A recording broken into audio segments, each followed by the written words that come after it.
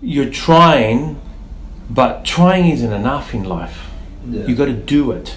Yeah. See the difference? Yeah. We all try. And when we're kids, people say, at least you tried. And that's good, that's nice, it's a nice thing. Yeah? Some things are right to try. A new food, you try it. Oh, that's good. You didn't like it, you tried it. Or you liked it, you tried it. And that's a good thing. Good thing to teach our kids as well. Look, go and play football, don't worry. Just try the best you can. And then they like it, they don't like it, that's fine, that's good. But some things, it's not enough just to try. For example, if we're annoying someone, Yeah. and they ask us to stop, it's not good enough to try to stop. We have to stop. So once we're in someone else's territory, Yeah. then it's not good enough to try. Yeah. Especially when no one's getting anything out of it, and especially when you're in a relationship because you're living together. It's not good enough to try. It's like saying, I'm going to try to be faithful. No, it's not going to work. You have to be faithful, you know. Yeah. And so, and many things are like that too. And for women, they find men very unattractive when men do certain things. One of them is being lazy, you know, on purpose, not because you're sick or something like that. Being lazy on a daily basis, you know. Sure, you have your lazy day, but I'm talking about men that are busy, that are lazy on a daily basis. And it's all right if nothing needs to be done, but when the other person has to do it, or then it's going to piss them off, isn't it? Yeah. And that will make the man unattractive to a woman because they're not fulfilling their role. They're not only as a man, just as a flatmate. You know what I mean? You're not fulfilling your duties. There's dishes to be washed. There's toilets to be cleaned. There's babies to be fed and so forth.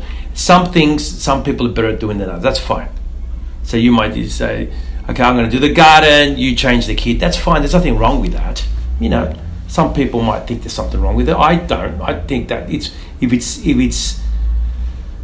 it's decided between the two adults, look, let's be effective about it. You're far better at that. I'm far better at this. Let's fucking do this. Done. You know what I mean? There's no problem. Is it okay to not learn it because you don't want to learn it? Yes, that's not okay. You know, sure, learn how to change the kid's nappy because you will have to do it one day because she's not going to be there. You know, not only that, it's great bonding. You know, so yes, definitely, it's effective not to do it. That's fine, but still learn how to do it. Yeah. And show that you can, and show that sometimes that you want to as well, you know what I mean? Because the other person may not be up to it sometimes, you know? So it's when you're in a relationship, there's a lot of give and take. Yeah. Mainly give, if possible. The problem is if we take more than we give, and in any relationship, not only a loving relationship, with a loving relationship, it might last longer for the other person to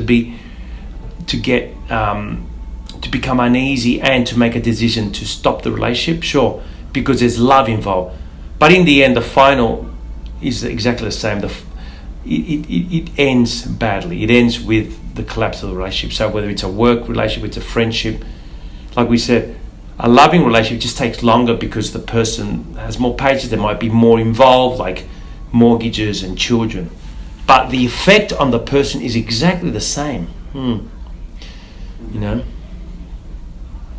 And so that's very important to get that into our heads every day, though, because it's easy, like you said, you say to yourself, I'm not going to be frustrated with the kids, right?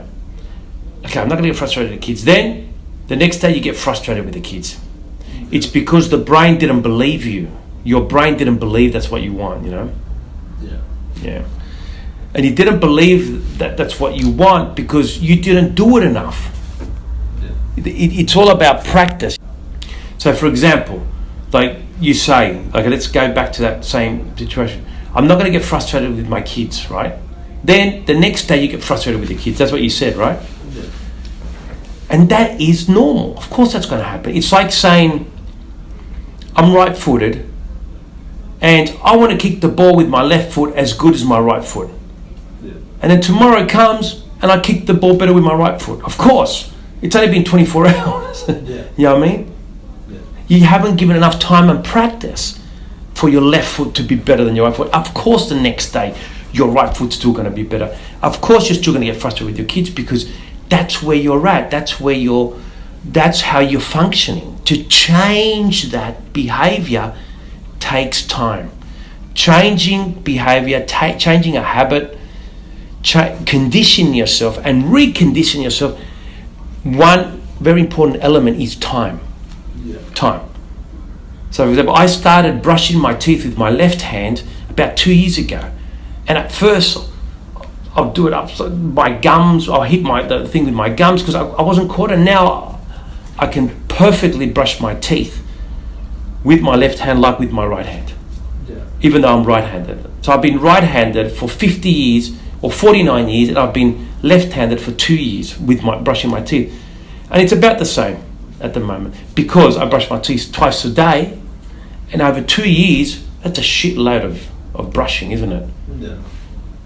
Even once a day, that's 365, that's 700 odd times I've practiced that behavior. Yeah. And so it'll be at least 1,000, with most of the times doing it twice a day. Now I can say, yep, but the next day there was no significant difference.